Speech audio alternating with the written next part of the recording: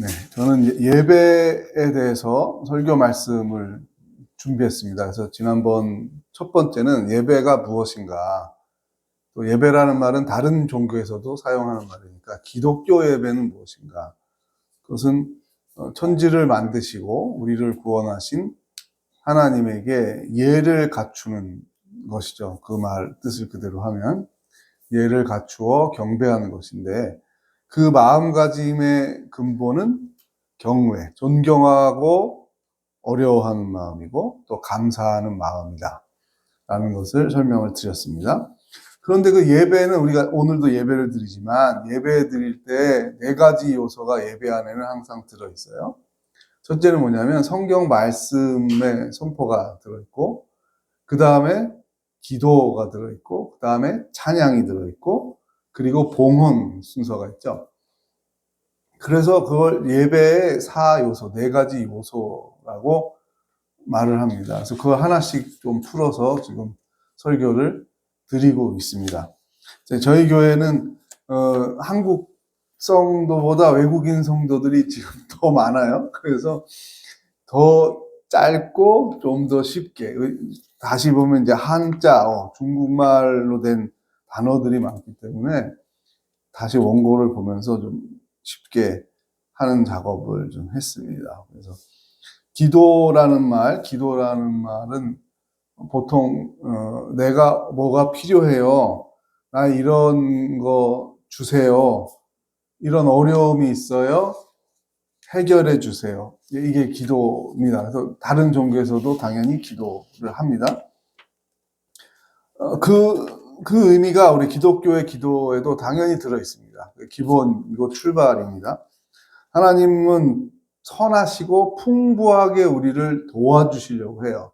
우리가 연약한 생명인 것, 먹어야 살고 또 필요한 여러 물질들이 있다는 것을 아시기 때문에 그걸 아까워하고 일부러 안 도와주고 그러지 않습니다. 그래서 우리가 하나님은 선하시다라고 찬양했는데, 오늘도 하나님은 선하신 분이니까 우리에게 생명과 필요한 물질을 주신다라는 겁니다. 그러나 지금 사람들은 많지요. 경쟁적으로 살잖아요. 한 나라에 한 가족만 사는 게 아니잖아요. 전 세계 지구를 보면 뭐 80억 명이 지금 넘게 산다고 하니까 지구 안에 풍성한 이런 먹을 것들이 많이 있지만, 또 땅도 골고루 분배가 됐다면 충분히 사람들이 적당한 집을 짓고 다 살 수 있지만 그렇지 않죠. 가난한 사람도 있고, 또 몸이 아픈 사람도 있고, 또 마음에 상처가 있는 사람도 있습니다. 그래서 기도는 우리 지금 내 삶의 힘든 부분을 말할 수밖에 없고, 이런 거 도와주세요, 저 지금 좀 돈이 필요해요. 혹은 어떤 사람은 저는 지금 무릎이 아파요. 많이 걸어야 되는 직업인데 무릎이 아파요. 무릎을 좀 건강하게 해주세요. 이렇게 기도를 하게 됩니다. 그런데 기독교의 기도는 그 기도만 있는 것이 아니라 조금 더 성장하게 되는, 우리가 하나님과 더 친해지고 하나님 뜻을 더 알게 되는 걸 우리가 성숙, 성장이라는 말을 해요. 아이가 점점 커지는 거죠. 5살, 7살, 8살, 초등학교 학생, 또 6년이 지나면 중학교 학생, 몸과 마음과 지식이 이제 자라게 되죠. 그걸 성장한다고 말하잖아요. 그럼 우리가 자녀를 길러보고 또 조카도 보고 하면 여러분이 알지만, 이 아이들이 바라는 게 항상 같지 않죠. 뭐 아주 어렸을 때는 조그만 먹을 것만 있으면 그거 다 되는 거죠. 더 필요한 게 없으니까. 그런데 저 나이가 들고 더 성장하면 또 필요한 게 생기니까 엄마 나 이게 필요해요, 아빠 나 이게 필요해요 말하게 되죠. 그래서 기도의 내용이 달라지는 거죠. 그러나 부모의 입장에서 생각해 보세요. 이 아이가 나하고 친하잖아요. 내가 사랑하고 이 아이도 나를 사랑해 주기를 원하는데, 나하고 대화할 때 항상 필요한 것만 말하고, 아빠 돈 10만 원 주세요. 끝. 아빠 신발 사주세요. 아빠 학교에서 돈 가져오래요. 끝. 이렇게만 하면 점점 부모의 마음이 서운하겠죠. 이 아이는 나한테는 관심이 없고 또 내가 자기에게 다른 이야기를 하는 기회를 주지 않고 그냥 돈 얘기만 하고 끝나네? 나머지는 자기 방에 들어가서 혼자 계속 게임하고 방에서 나오면은 아빠 돈 주세요. 그리고 또 들어가서 게임만 하고 그러면 아무리 부모가 자식을 사랑하지만 서운하죠. 이것과 좀 비슷해요. 우리 하나님도 우리에게 아낌없이 부모가 자녀에게 주듯이 주는데 우리가 예배하고 기도할 때마다 하나님, 제가 하나님 뜻대로 잘 살게 해주세요. 이 기도는 안 하고 그냥 나 필요한 것만. 하나님 돈 부족해요? 돈 주세요. 하나님 나 성적 올라가면 좋겠어요. 지금 이 과목에 B 학점 받았는데 이번 시험에서는 A 학점 받게 해주세요. 그러면은 B 받은 학생이 A를 받으려면 기도만 하면 그 시험 보면 그냥 다 A가 되나요? 그렇지 않죠. 공부를 해야 되겠죠. 게임하는 시간, 텔레비전 보는 시간, 또 그냥 멍하게 앉아있는 시간, 이런 시간을 줄이고 내가 A를 받고 싶은 과목에 공부를 해야 되겠죠. 그래서 잘 생각해 보면 기도는 그냥 이거 해주세요가 아니라 그 바람이 이루어질 수 있도록 내 삶이 바뀌게 해주세요라는 걸 기도하는 거예요. 그러니까 이런 거죠. 내가 우리 집에 낭비를 해서 돈이 자꾸 없어져요. 비싼 물건 필요 없는데 자꾸만 바꿔요. 그게 취미예요. 택배 배달에 오는 물건을 뜯어보는 게 제일 재밌어요. 그래서 계속 주문을 해요. 그런데 돈이 없다고 아내나 남편이 말하면 그럼 기도하자. 하나님 무엇이든 주는 분이니까 우리 부자 되게 해주세요. 우리 돈 많아지게 해주세요. 기도하는데 다음 달에 부자가 되나요? 일단 내가 줄일 수 있는 것을 좀 줄여봐라. 하나님이 말하고 싶어도 안 듣는 거예요. 그 말은. 나는 계속 물건을 사고 싶어요. 그럼 어떻게 되죠? 돈은 점점 더 많아지게 해주세요. 이렇게밖에 기도를 할 수가 없겠죠. 또 부부 사이가 안 좋아요. 서로 양보 안 하고 친절하지 않아요. 불친절해요. 서로 화를 잘 내요. 근데 기도를 해요. 이 사람이 나를 사랑한다고 그러는데 나 속상하게 해요. 나 화나게 해요. 이 사람 좀 변화되게 해주세요. 이 사람이 잘 살게 해주세요. 라고만 기도하면 나는 바뀌지 않죠. 그렇죠? 자, 친구가 나의 기분을 상하게 해요. 친구가 자꾸 얄밉게 해요. 이기적이에요. 자기 생각만 해요. 이렇게 기도가 바뀔 수가 있습니다. 그런데 성경은 우리에게 두 가지, 우리가, 거기까지 한 번에 갈 수는 없어요. 점점 성장의 단계, 성숙의 단계가 이제 가는 건데, 두 가지 목표를 오늘, 이제 고난주간이니까 본문을 두 개를 읽었는데, 하나는 예수 그리스도가 십자가에 달리기 전에 인간의 몸을 입었잖아요. 그러니까 인간이기도 한 거예요. 100% 그냥 하나님은 아닌 거예요. 사람이기도 하기 때문에 사람은 고통받기를 좋아하나요? 아픈 거를 좋아하나요? 아니죠. 수치당하는 거를 좋아하나요? 아니죠.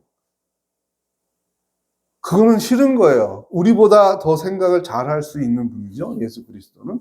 그러면 내가 아버지의 뜻대로 십자가의 길을 가는 그 과정을 상상할 수 있겠죠. 우리보다 더 빨리 그 그림을 볼 수 있겠죠. 겟세마네 동산의 기도는 인간 예수 그리스도의 기도입니다. 하나님의 기도 이상하네? 하나님이 뭐 이런 걱정을 하지? 죽으면 금방 살아날 거잖아. 이렇게 이해하면 이 본문이 이해가 안 되는 거죠. 인간 예수 그리스도가 십자가의 길이 무엇인지를 알고서 그것을 상상하면서 기도하는 겁니다. 나, 인간의 본능, 가지고 싫은데 그거 안 하는 다른 길은 없을까? 라고 지금 기도하고 있습니다. 그런데 하나님 아버지의 뜻을 계속해서 생각하면서 내 뜻을 맞추려고 노력을 합니다. 나는 편하고 싶어. 나는 행복하고 싶어. 나는 존경받고 싶어. 나는 사실은 적이 나를 벌할 수 있는 로마의 왕이나 유대의 왕보다 나는 실제로 더 높은 존재야. 내가 왜 이런 꼴을 당해야 돼? 이런 생각이 치밀어 오르고 있는 겁니다. 그러나 예수님은 어떤 기도를 하고 있습니까? 이 잔이, 고통의 잔이 지나가면 좋겠지만 아버지의 뜻이 그리하다면 제가 이 잔을 받들겠습니다. 이 고난의 잔을 마시겠습니다. 기도는 무엇이라고 말하는 겁니까? 내 소원만 말하는 것이 아니라 하나님 뜻대로 살겠습니다. 라는 과정으로 가는 길이다. 이렇게, 이 말이 좀 어려울 수 있는데 다시 설명할게요. 기도는 내가 갖고 싶은 것, 내가 지금 고민하는 문제를 해결해 주세요. 끝. 그것이 아니라 그 과정을 통해서 하나님의 마음을 알고 내가 하나님 마음을 더 기쁘게 할 수 있는 사람으로 살아가는 과정을 기도라고 말할 수 있습니다. 그것이 기독교 기도입니다. 또 한 분, 사도 바울, 우리가 존경하는 사도 바울. 바울은 전 세계를 돌아다니면서 교회를 세웠어요. 교회가 없는 세계에 교회를 세우기 시작한 분이에요. 위대한 분이죠. 그런데 그렇게 위대한 일을 하는데 돈도 없어요? 명예도 없어요? 존경받지 않아요. 높은 지위를 갖는 거 아니에요? 몸에 병도 있어요? 돈도 벌면서 교회를 세워야 돼요? 그런데 상이 온 게 아니라 매를 맞아요. 가끔 잡혀가서 고문을 당해요. 죽을 것 같이 매를 맞아서 시체인 줄 알고 내다 버렸어요. 이러한 삶을 사는데도 억울해하지 않아요. 기도하는데. 바울도 인간이니까 지금 기도했어요. 하나님, 나 이거 불편한 거 있어요. 그걸 가시라고 말했어요.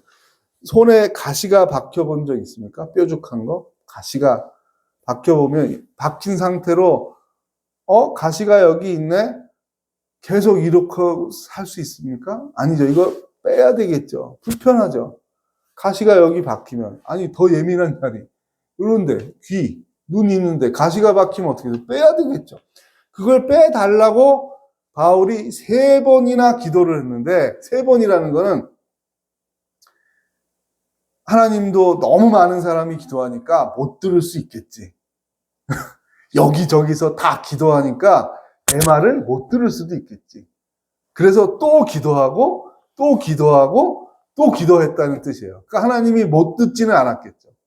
들었어요. 가시를 빼주세요 라는 기도를 들었는데 변화가 없어요. 그대로야. 근데 바울은 일어나서 또 교회를 세우러 다른 나라로 걸어가야 돼요. 돈이 없어요. 말을 탈 돈도 없어요.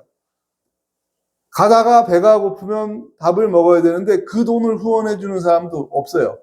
그래서 본인이 그 천막 짓는 기술을 배워서 틈틈이 그 천막을 만들어서 팔아서 돈이 생기면 밥을 사 먹으면서 또 다른 나라에 가서 교회를 세웠어요. 이렇게 그가 가지고 있던 세계 지도를 3번을 돌았어요. 이런 사람을 안 도와주면 누굴 도와주겠습니까? 이런 위대한 분이, 하나님의 일을 하는 사람이 3번이나 이 가시를 빼달라고 그랬는데 하나님이 안 빼줬어요. 내 은혜가 이미 너에게 족하도다. 이 말은 그거 안 빼줘도 너는 내 사랑을 충분히 받았어. 이 말이에요. 그러면 저 같으면 화나서 그래? 내가 왜 이렇게 고생해야 되지? 나 이제 그만할래요. 나 안 해요. 다른 거에서 돈 벌을래요. 이거 위험한 일인데 내가 왜 이렇게 고생해야 되지? 이렇게 하지 않고 바울은 다시 알겠습니다 하고 또 다른 도시에 가서 교회를 세우고 사람들에게 예수 그리스도는 부활하셨다고 말씀했습니다. 그래서 전 세계 교회의 기초가 세워졌습니다. 그럼 기도는 어떻게 해야 되는 것인가? 하나님께 감사를 표현하고 저의 상황에서의 필요한 것은 이것입니다 라고 아뢰는 거예요. 그런데 그걸로 끝이 아니라 다시 하나님의 음성을 듣고자 해야 돼요. 그건 뭐냐면 이것이 저에게 정말 필요한 것인가요? 혹시 이것을 지금 허락하지 않는 이유가 있으신가요? 라고 되묻는 과정이 기독교의 기도입니다. 그리고 나서 시간이 좀 걸릴 수 있어요. 이게 정말 어려운 거죠.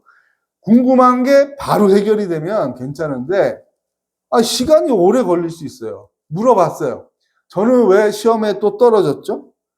저는 암에 걸렸는데 왜 안 낫죠? 우리 부모님 암에 걸렸는데 제가 간절히 기도했는데 왜 안 낫죠? 이래서 저래서 안 나은 거야. 바로 답이 오면 괜찮아요. 근데 답이 없을 수, 혹은 못 들을 수가 있죠. 그게 정말 답답한 거예요.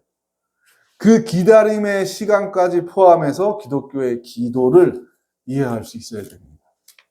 그래서 다음에 제가 설교할 찬양과 기도는 연결이 돼 있어요.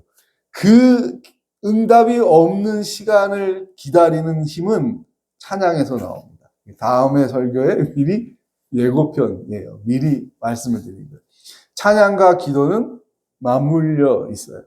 찬양, 노래만 부르면 또 해결이 되는 건 아니에요. 기도를 해야 돼요. 근데 이 둘은 무엇의 조명을 받아야 되느냐? 무엇의 기준으로 검증을 받아야 되느냐? 성경 말씀을 기준으로 다시 기도와 찬양, 내 찬양과 내 기도가 올바른 것인가를 볼 수 있어야 돼요. 그러니까 그냥 그저 물 떠놓고 이거 주세요 하는 기도하고는 기독교 기도는 좀 다르구나, 어렵구나, 훨씬 더 어렵다라는 것을 알 수 있습니다. 또 나아가서 기도의 성숙은 나만의 문제가 아니라 공동체를 위한 중보기도라고 합니다. 이것은 또 하나의 큰 주제이기 때문에 설교 기회가 있으면 그때도 설명하겠습니다. 중보기도라는 건 나 말고 내 가족들. 더 크게는 뭐죠? 우리 교회 전체, 또 우리 교회만 아니라 이 안성에 있는 모든 교회, 더 크게는 한국에 있는 모든 교회, 더 크게도 할 수 있죠. 세계에 있는 모든 교회, 아니 교회만 기도의 대상인가? 아니죠. 전 세계 사람들, 우리가 인류라고 말하는데 그 단어가 있다는 게 저는 가끔 신기할 때가 있어요. 야, 인류라는 단어는 도대체 1000년을 살아도 다 만나지 못하는데 왜 이 단어가 있을까? 80억이 함께 살고 있어요, 우리와. 근데 그 사람들 만날 수 있어요? 모르죠. 그러나 인류라는 개념이 있어요. 인류를 위해서 기도하라고 하나님은 말해요. 인류를 위해 기도하는 사람들이 있어요. 우리도 기도가 거기까지 성숙한 거예요. 이제 말씀을 맺겠습니다. 사순절 그리고 고난주간이 시작됩니다. 예수 그리스도의 겟세마네 동산의 기도와 사도 바울의 기도, 그리고 고난의 의미, 제한의 의미죠. 우리는 무한히 모든 자유를 누리는 것이 아니고 모든 권력과 모든 재산과 모든 것을 내가 다 가지고 있는 게 아니다. 우리는 사람이다. 사람은 다 연약하고 제한을 가지고 있다. 그것을 받아들이는 게 겸손이고 예배자의 마음, 경외의 동기가 되는 것입니다. 우리 개인과 가정, 교회와 나라를 위해서 기도하는 우리 하늘 깊은 교회 성도들이 되길 바라며, 기도 생활 가운데 지치고 응답이 없으므로 낭망하거나 좌절할 때 다시 좋으신 하나님을 기대하고 찬양함으로 말씀에 근거하여 다시 힘을 내는 우리 성도들의 삶이 되기를 바랍니다. 기도하겠습니다.